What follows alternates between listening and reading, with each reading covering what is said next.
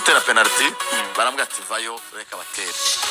Umar Aba ahabwa penalty arayitsinda bibi bitego bibiri by'ikipe ya Bugesera. Ubwo twageze ku minota 57 bibiri ku busa. Penalty yuri ya musore yanatumye agira ibitego 14 ubu ni top scorer wa shampiyona y'u Rwanda yahise aca kuri for nganye banganyaga 13. So ubwo icyakurikiyeho ni kirero abafana ba Rayon Sport bari kuri ku ruhande rudatwikiriye i Bugesera kuri fence y'ikibuga batangiye gutera ibinonko byari biraho n'uducupa tw'amazi n'ibindi babitera mu kibuga babiteraho umusifuzi Ruhumuriza Justin yagombaga kuba yasifurira.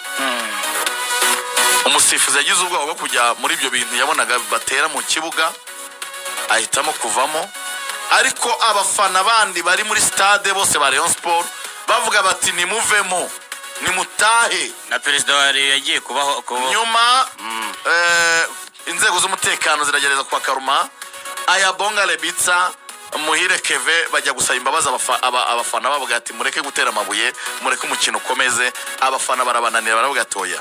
Biza kurangira inzego z'umutekano zije kureba Perezida Tade baravuga ati ngwino na perezida ajyana n'umugabo bita Patrick bajya gucecekesha na Gacinya bajya gucecekesha abafana ikintu babasubije barabwiye ngo nimugende niba mwifatanyije nabo turabirambiwe ahubwo abakinnyi basohoke mu kibuga. So match abareyo bari agite abantu batekereza ko Rayon Sport igiye gufata umwanzuro iwumenya mbere menya ko Munyemana aho udafasha umwanzuro wo guhagarika umukino. Abantu babonye Rayon Sport buriya niyo yavuye mu kibuga mbere, ariko announcer w'umukino Ihitimana Claude avuga ko Munyemana Hood afasha umwanzuro ko umukino uhagarara kubera imvururu. Ubwo icyo bisubiza n'ikirigane